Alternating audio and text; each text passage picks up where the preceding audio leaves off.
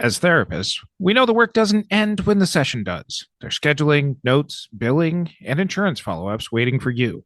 That's why we're big fans of tools that actually make the admin side easier. Simple Practice is an all in one EHR built specifically for therapists. So everything lives in one place and you can focus on your clients. Learn more at simplepractice.com/therapy reimagined. This episode is sponsored by The Receptionist for iPad, a visitor management system that allows you to easily check in clients and take your time back. Learn more by visiting thereceptionist.com/MTSG and get your first month free. You're listening to the Modern Therapist Survival Guide, where therapists live, breathe, and practice as human beings. To support you as a whole person and a therapist, here are your hosts, Curt Widhelm and Katie Vernoy. Welcome back, Modern Therapists. This is a Modern Therapist Survival Guide. I'm Curt Widhelm with Katie Vernoy, and this is the podcast for therapists about the things that go on in our professions, things that go on in our lives, the hidden impacts on the ways that we practice. And occasionally, we come across materials that we get really, really excited about and feel that everybody needs to hear. And I was recommended a really wonderful book earlier this year and went through it. And I said, Katie, we have to get the author on. I think that this is a person with a lot of really wonderful ideas that can challenge many of the things that are just very much in place. And this book is called The Licensing Racket. It's by Dean Rebecca Haw Allensworth. And she did something that I think is both insane and fascinating, which is she attended licensing board meetings just out of every sort of single licensing board for years on end and wrote about many of the problems that are existing in just the very systems of licensing. And so I am so excited to have this conversation, and we got her on. So thank you very much for joining us. Thanks for having me, and thanks for recognizing what a crazy undertaking this was. I really do see it that way, and I appreciate it being appreciated by you. Yeah, I've been digging into this book, and it's just I'm going to put the phrase mind blowing because it's challenging the very way we think about licensing and all of those things. But before we jump into this exciting conversation. And of course, some of our listeners are like, licensing is exciting? Yes, it is. I promise. Stick with us, folks. This is going to be great. But before we jump into that, let me ask you the question we ask all our guests, which is, who are you and what are you putting out into the world? Well, I'm Rebecca Haw Allensworth. I'm a law professor, and really I'm an antitrust professor. And the thing that I'm putting out in the world is this book, okay? And the idea that licensing is interesting. I had one of my favorite comments I got about this book is that it's a beach read. Okay, so maybe it's not quite a beach read, but it is as close as you're going to get, to a beach read if it's a book about licensing policy. But yeah, so that's what I'm putting out in the world is the idea that even the most mundane policy issues can actually be really interesting and really important and really personal and emotional. And, this is livelihoods, this is safety, this is things that we should all really care about. So thanks again for having me on. So can you explain in simple terms what you mean by the licensing racket? Yeah, so the licensing racket describes, obviously pejoratively, the system of regulation that we have over about a fifth of American workers. That's I think 30 million American workers have to have a state license to do their job. So this would be obviously therapists of all stripes, doctors, hair professionals, nurses. The list goes on and on. It is actually the most important labor regulatory institution we have. It covers more people than are in unions by far more than the minimum wage. And it's done by almost 2,000 state licensing boards in all 50 states. And that's kind of that entity, that regulatory apparatus is what the book is about. And it's a racket because, in fact, a lot of the regulation that these boards create goes too far. It's not reasonably calibrated to patient protection. It's really because it's done by these boards that are mostly dominated by members of the profession, like volunteers working, full-time jobs in their profession, volunteering a few days out of a quarter to be on the board, because it amounts to self-regulation, it ends up being more in the interest of the profession and the professionals than in the public. And it's that sort of self-dealing is a part of what the title, The Racket, is meant to evoke. The strangest thing about it is that all of that was sort of consistent with what I'll call the antitrust hypothesis I had. As an antitrust professor, I thought that if you self-regulate, you'll go too far in restricting competition. But boards actually also do something else that I wasn't quite expecting, which is that they don't police their own very well at all. So they're way too easy on members of the profession that have acted inappropriately. So that's a big problem with boards. The Racket title doesn't really get to that idea quite as well, but they both come from this problem of self-regulation. So in my reading the book, there's a wide array of professions that you look at, from attorneys, doctors, therapists like us, to hair braiders. Mm-hmm. And the thought process around licensure seems to be about creating scarcity within the profession, having some sort of bar someone has to pass in order to be able to do their professional work legally. And it seems like the line doesn't make sense right now. And so you talk about licensing being appropriate for jobs that require professional judgment and that could be potentially dangerous. How do you define that? Like, who needs to be licensed and who really doesn't need to be licensed, who is now? Yeah, so it's a great question. And in some ways, it's best answered by understanding the drawbacks of licensure rather than starting from the benefits, right? So the drawbacks of licensure are, as you say, it creates scarcity. It makes the service less available. This is especially true in like rural communities. And I know to the therapists listening to this podcast, that's a very familiar problem, access to care in mental health services. And it makes it expensive. Those two things sort of go hand in hand. It also can stop things like innovation, like licensure can act like sand in the gears if you want to have a new way of delivering services. Maybe this is an issue if you think about telemedicine. But the big ones are scarcity, access to care, and cost. So you would want to do this. You would want to do state licensure, which means you cannot practice unless you have this license. And by the way, I define professional licensure as requiring a number of months, typically years of education and a test and a big investment in getting that license. It's not like you take a CPR course and you've got a license. So you would only want to create these big barriers to entry to create the scarcity along with this. If that requirement, the requirement of significant education and testing, were necessary to create safe providers. So you can imagine another scenario, like a restaurant, where you could really be harmed. Okay, you could eat food that it has bacteria in it, and you could die. But that's not necessarily preventing that kind of illness, and handling food safely is not something that takes years of education. It's just a few simple rules that you can kind of, if you're the city, you're going to go and inspect that you have refrigeration and you're, using safe food handling processes. So let's take those out of what should be in professional licensure. So the things that may be dangerous, but don't require that kind of case-by-case professional judgment informed by months, usually years of deep education. And there, I think we are left with therapists, okay, like therapists that are doing an ongoing course of like mental health treatment. You certainly have doctors, you certainly have lawyers, but you may not have hair professionals whose risk to the public could be dealt with through rules about how to handle your instruments or sort of more straightforward rules. So, the book doesn't say these are in, these are out, this is what you do, this is what you don't. But I do try to identify the questions you might ask about A, whether regulation is needed, and B, even if regulation is needed, if something else other than professional licensure were available, just because it is so expensive to the public in terms of access and cost.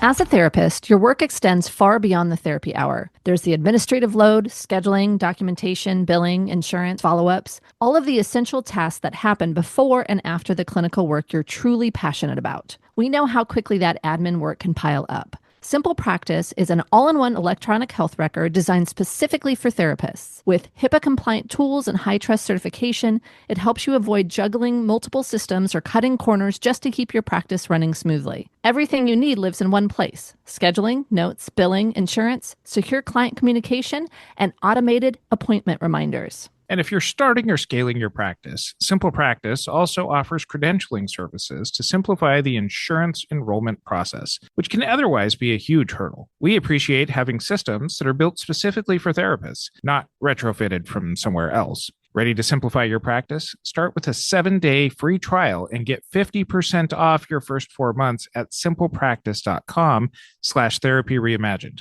That's simplepractice.com/therapy reimagined. In your book, you talk about the ratcheting up effect and about some of the requirements that can end up happening. And I'm now, as I'm listening to you, also hearing that this might also be something that some of these licenses do just to continue to justify having a license. But can you expand on what you were talking about with the ratcheting up effect and how that plays out for licenses? Yeah, so entry requirements into the profession, typically some education and a test, are going to address public safety to the extent that they ensure that only people who know what they're doing and have that professional judgment and can be safe can be in the profession. But of course, the higher you go, the more you're going to have the scarcity and the cost problem. And members of the profession, however, have a bit of a conflict of interest here in drawing that line, because while more is more to members of the profession, the higher the barriers to entry, the more scarcity there'll be, and that can actually be better for the profession because they'll make more money, they face less competition. And if I sound like an antitrust lawyer, that's because I am. But the thing that I didn't quite anticipate, and this is why going to the meetings was so important, is I saw that not just the economics of it. I saw the emotion and the sociology and the psychology of licensing. And what I saw with those barriers to entry is that they're very attractive to members of the profession because they contribute to prestige.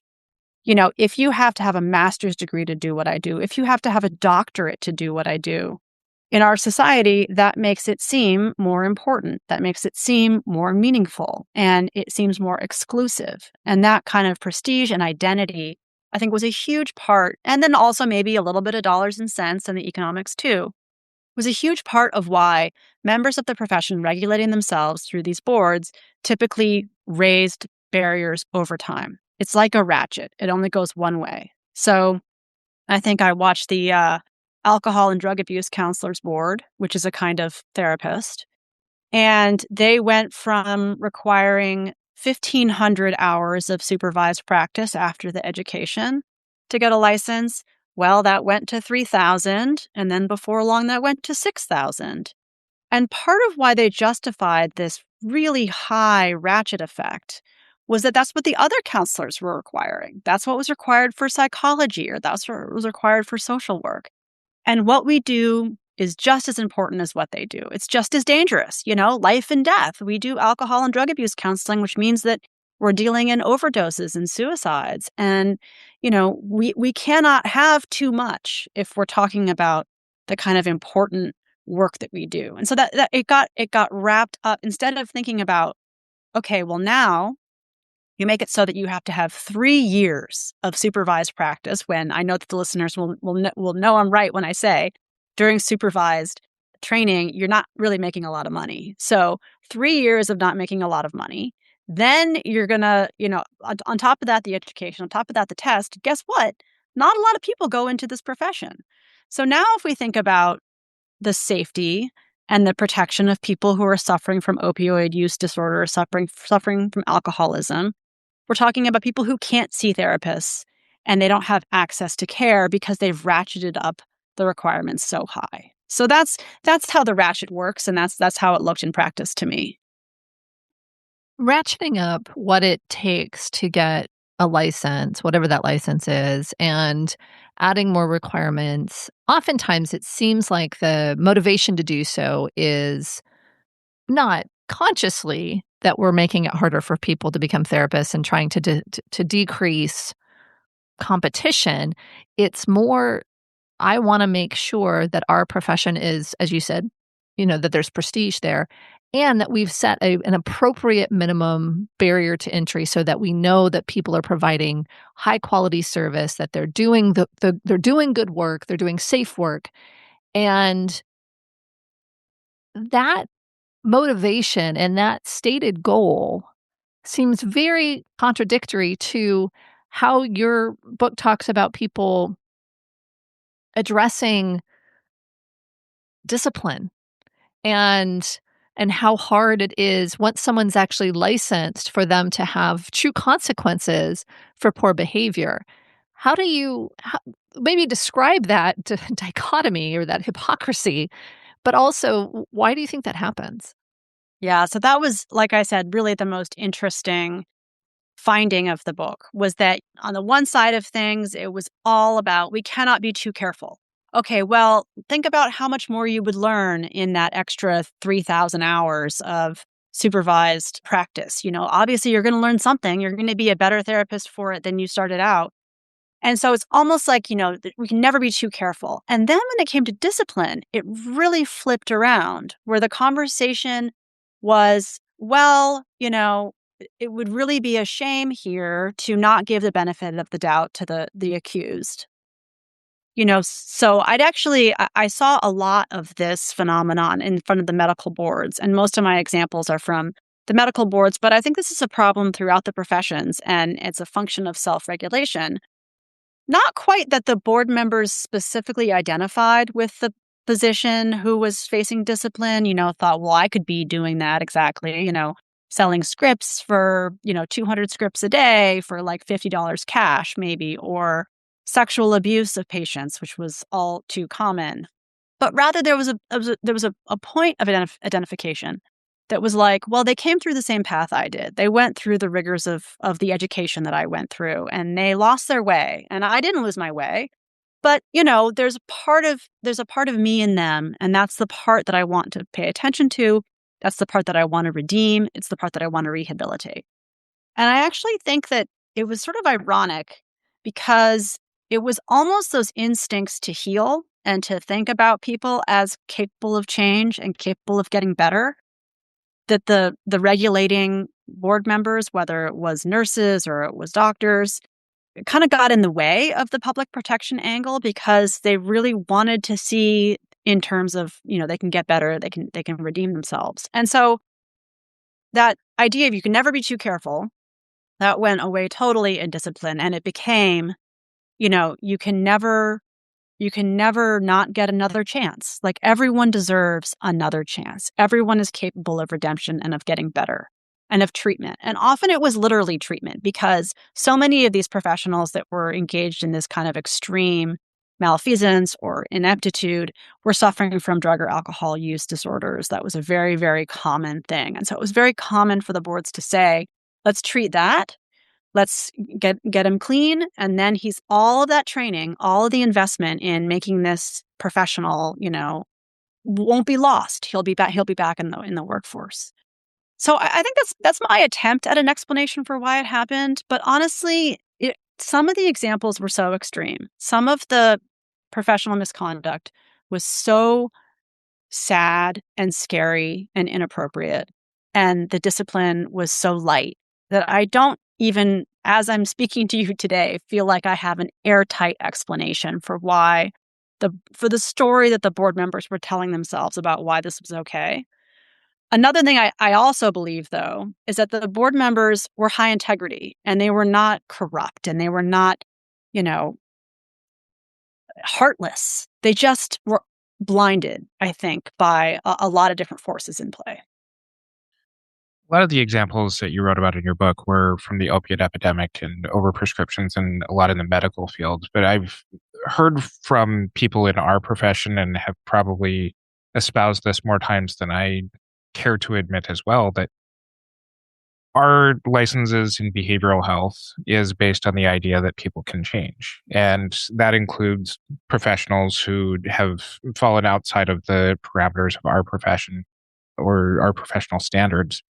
There's also a phenomenon that you write about in your book about how boards tend to prioritize complaints from licensees as opposed to maybe even those from the public. And it does end up kind of contributing to this self-protecting factor as well. Can you expand on that here?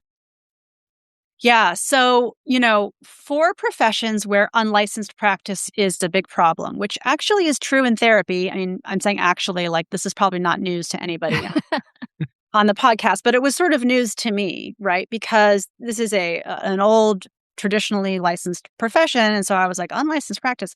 But the coaches or there's a lot of people who can engage in very similar kind of conduct to a therapist, and they're trying to say they're not therapists. So in any profession for which there's a significant unlicensed practice, also I won't say problem because it's not necessarily a problem, right? But where there's a phenomenon of unlicensed practice, you have this real dichotomy between what complaints boards will go after. So if there is a claim of unlicensed practice, boards tend to be very interested in going after it. This is kind of a threat against the idea of licensure. And that idea of licensure is both how they are able to create the scarcity that ultimately benefits them, but it's also the idea of a closed profession. Not anyone can do this. You can't just call yourself a coach and all of a sudden you're a therapist, right? That's something that board members, I think understandably, really react badly to.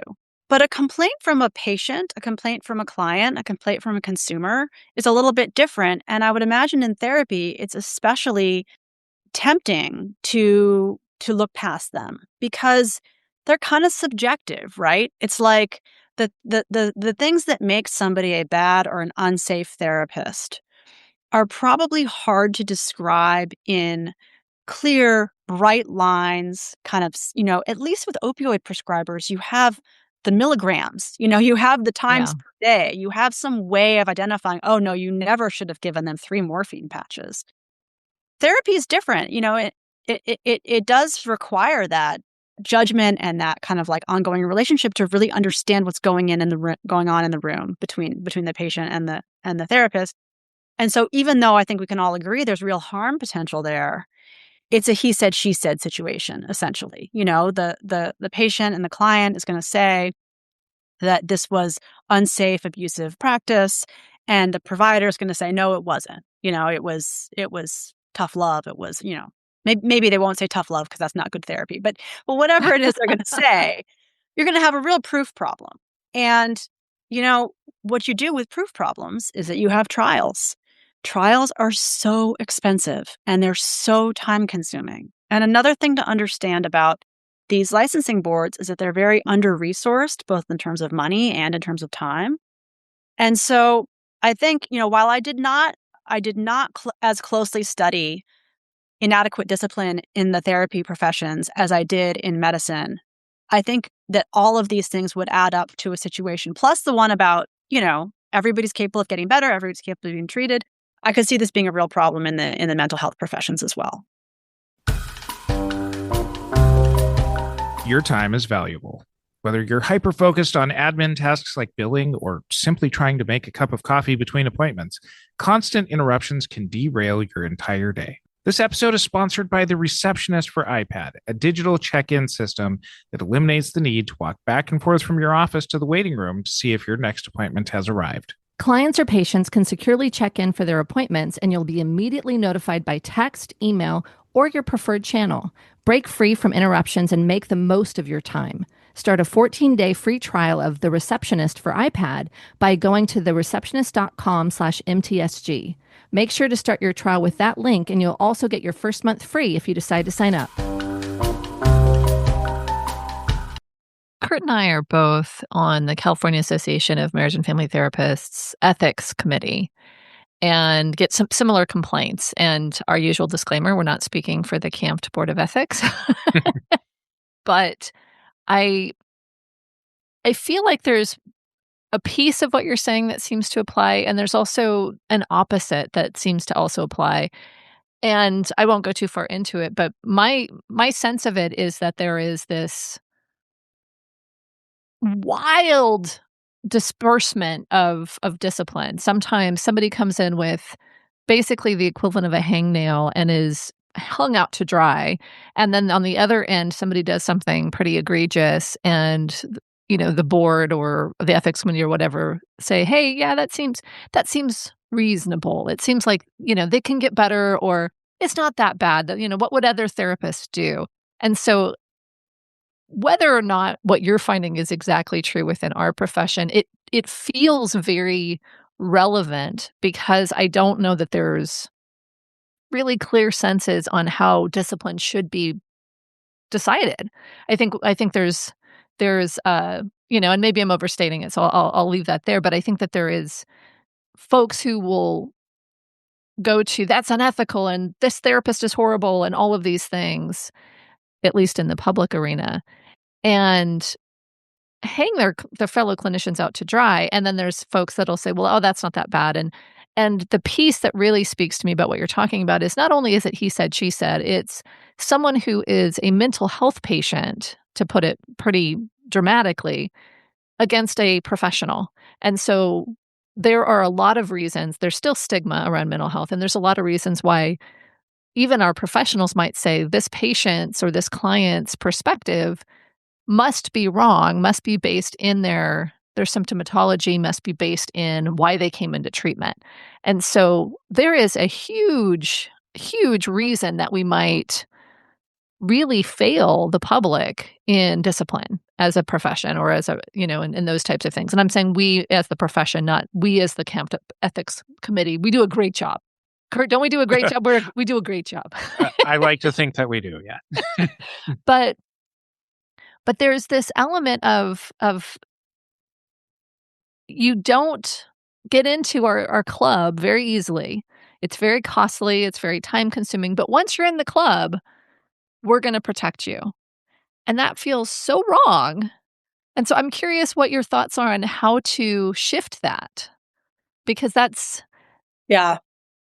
psychology, right? It's psychology that we're going to protect our own. And if you're one of our own, but if you're not, we're going to keep you out. But if you are, Yeah, there's a lot of othering, and I think it's human nature. Like you said, it's psychology. It's not, I don't want to throw any like licensing board members under the bus. This is how we all think, it is natural.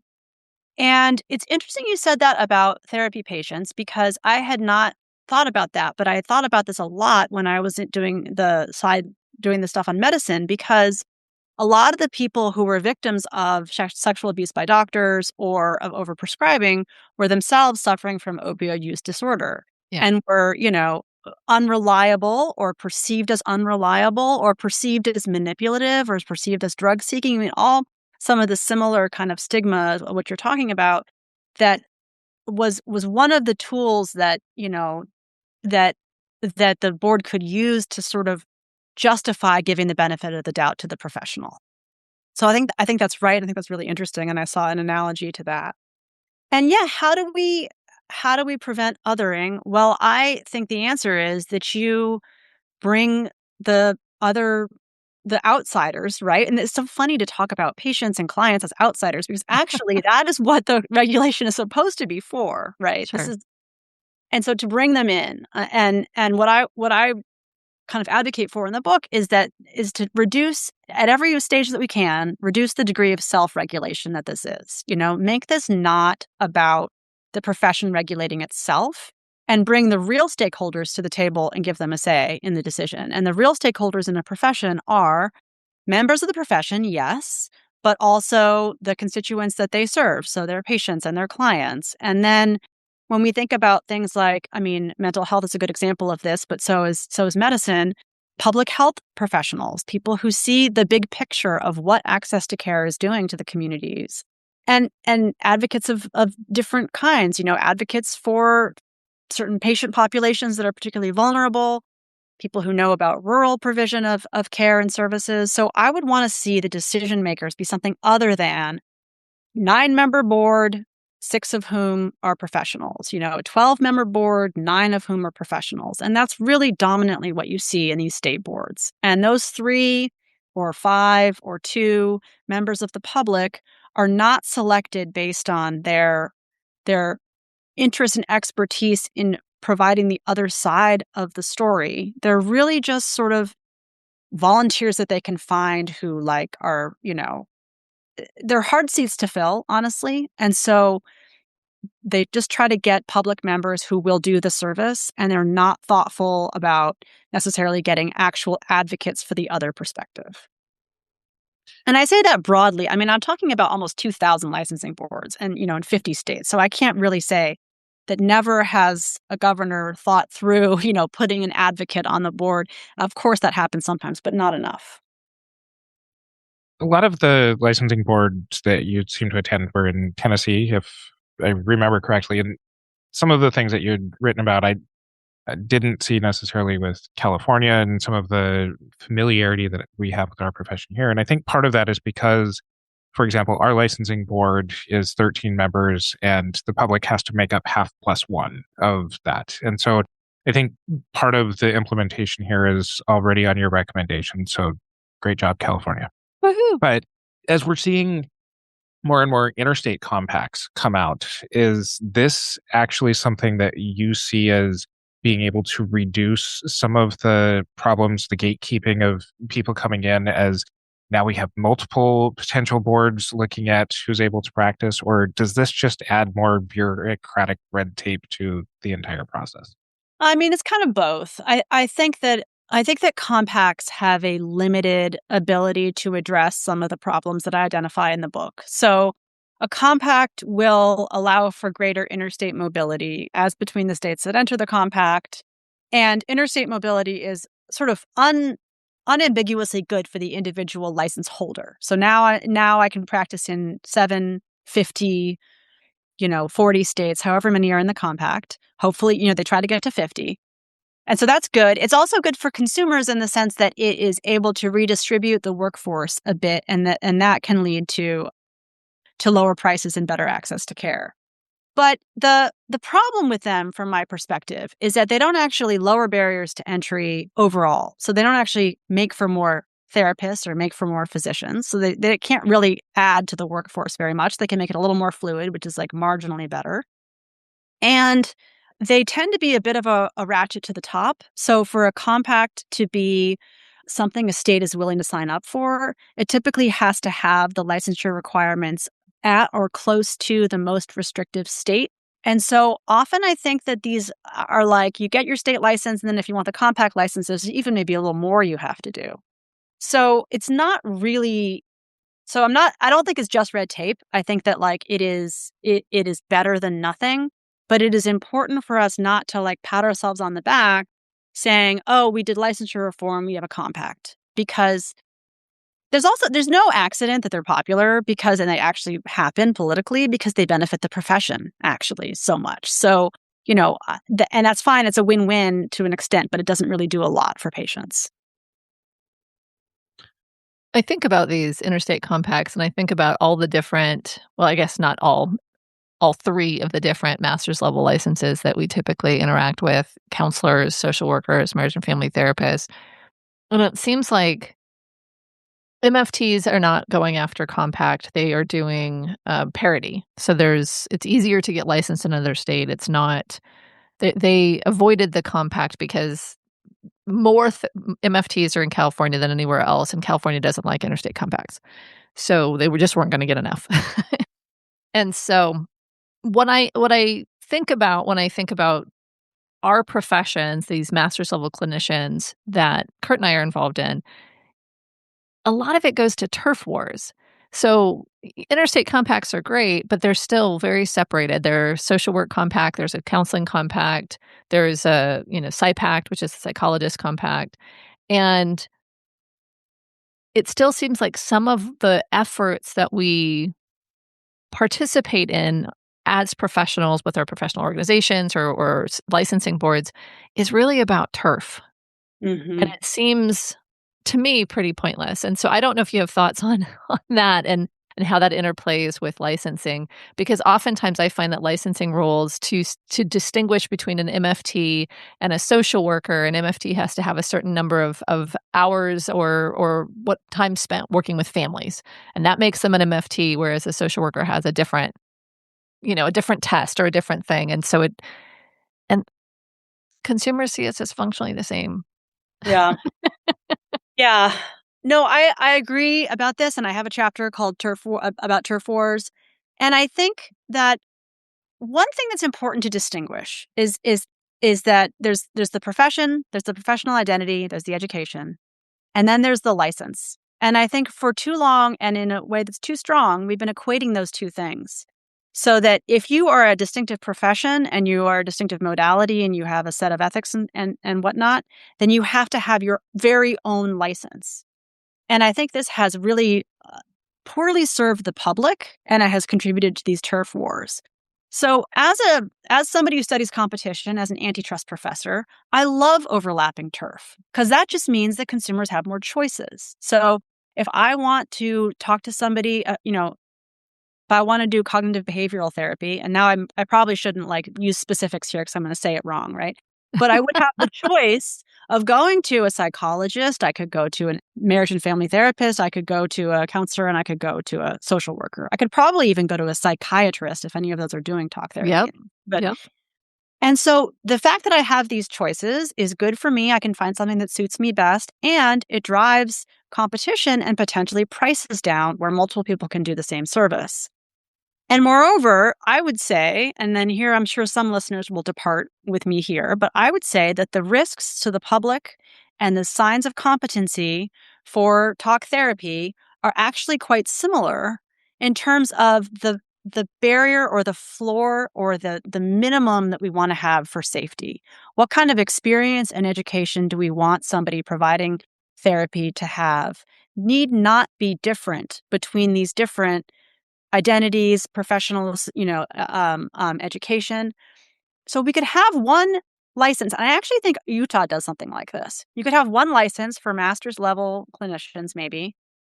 And within that license, have people who are social workers, have people who are marriage and family therapists, who are differently expert, who have different training, who have different perspectives, and are going to give you a different product at the end of the day. But the public safety is backed up by a single license. And I think this would help consumers, and the professions will hate it because it's giving up their turf. I'm just imagining the people listening to this going some version of egads, all of the very... I'm sure they're saying egads. all of the very things that you have spent writing about as far as protecting the license or protecting the sole identity as being at the core of that. One of the other things that you did write about that is kind of tied into protecting the core identity is just about the funding of licensing fees and how that ends up really ending up steering what a board structure and what their interests end up being. A lot of boards are funded by mostly the license fees that the professionals have in it. Some of that funding might come from fines from people who have been found guilty by the board. You also talk a little bit about what a public interest model might look like in public funding. So can you explain what you found out in your looking into these? Yeah.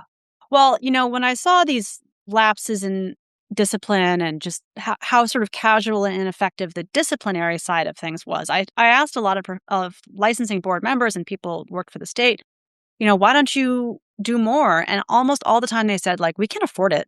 With whom? With what people? We're not the FBI. We can't do all this stuff. And so that idea of an underfunded, low-resourced board was a major theme in my research, and it was true about all the boards that I studied. And then I thought, well, hold on a second. Why is that? And it actually ties up with the reason why there are so many licensed professions, even when it may not make sense for the public. And that's because when you go to ask for a new licensed profession, so art therapist is an example from my state that I followed during my research. You go to the legislature and you ask for a law creating a license and a board, and you tell the legislature, guess what? It's going to be free. Because the fiscal note on this is zero, because we are going to have the board run by volunteers, and whatever regulatory efforts we have to make, we're going to pay for them through licensing fees. And so the legislature says, okay, well, it seems fine, zero cost to us. You guys want it. Nobody's really opposed to it. They pass the law.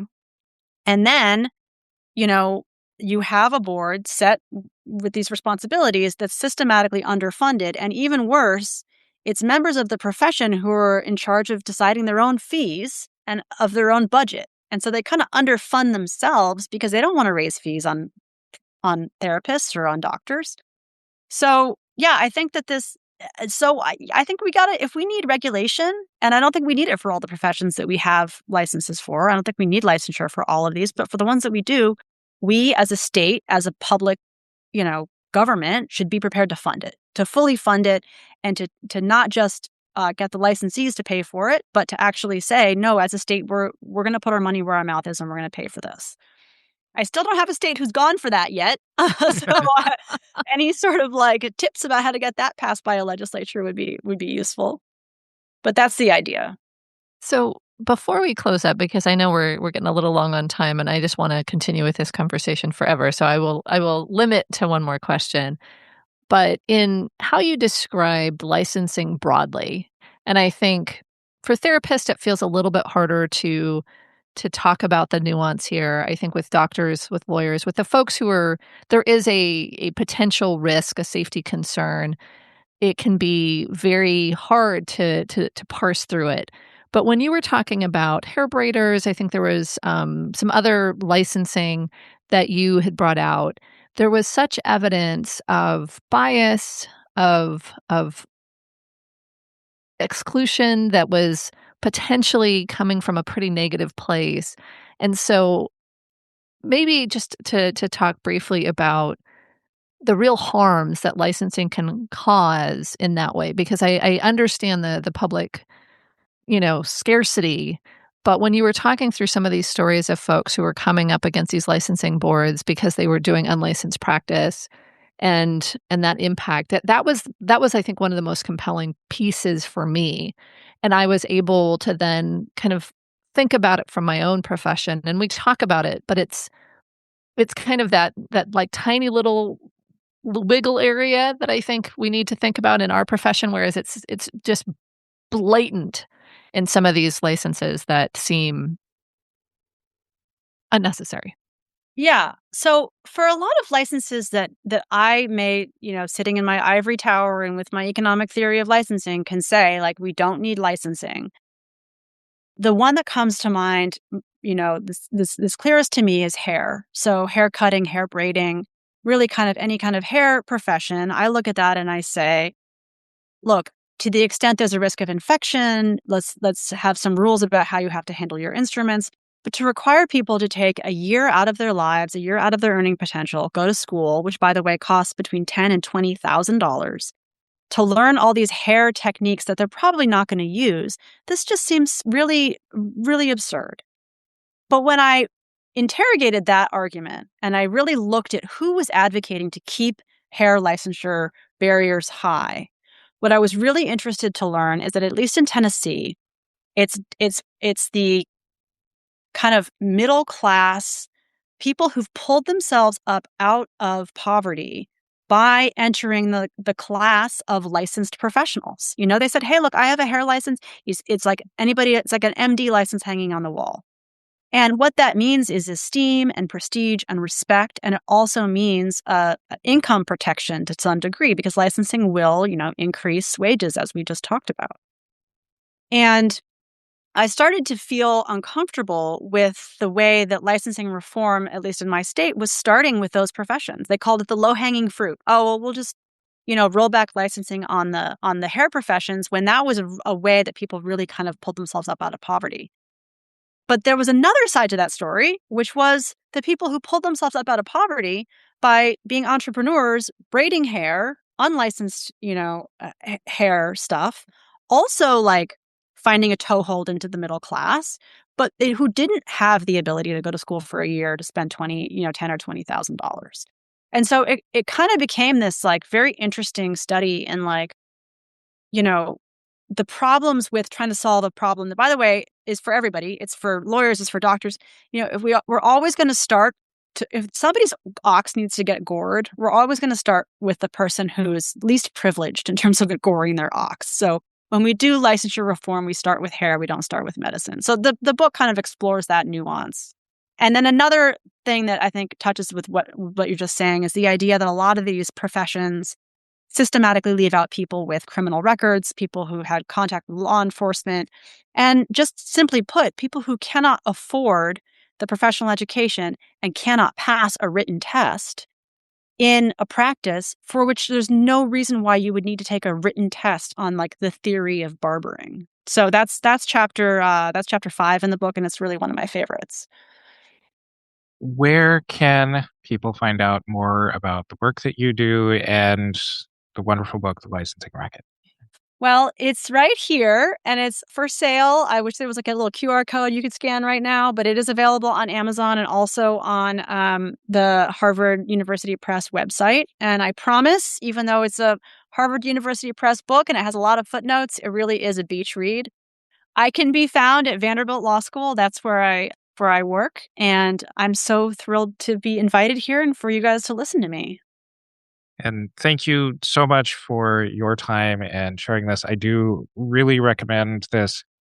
Admittedly, I had reached out to a good friend and said, hey, I'm going on vacation. I need a book. He was the one who recommended this as a vacation book for me. So you're not that far off. Oh, yes. I have 2 data points now. This is great. The book is The Licensing Racket. Follow us on our social media. Go to our website, mtsgpodcast.com, for footnotes and a link to where you can buy the book. Join our Facebook group, the Modern Therapist Group, to continue on with this conversation. And until next time, I'm Curt Wilhelm with Katie Vernoy and Rebecca Haw Allensworth. If you're looking to streamline your practice, we recommend checking out Simple Practice. Start your 7-day free trial and get 50% off your first 4 months at simplepractice.com/therapy reimagined. That's simplepractice.com/therapy reimagined. With the receptionist for iPad, there's no more walking back and forth to check the waiting room for your next appointment. Receive an instant notification that your next client has arrived securely and privately. Visit thereceptionist.com/MTSG and get your first month free. Thank you for listening to the Modern Therapist Survival Guide. Learn more about who we are and what we do at mtsgpodcast.com. You can also join us on Facebook and Twitter. And please don't forget to subscribe so you don't miss any of our episodes.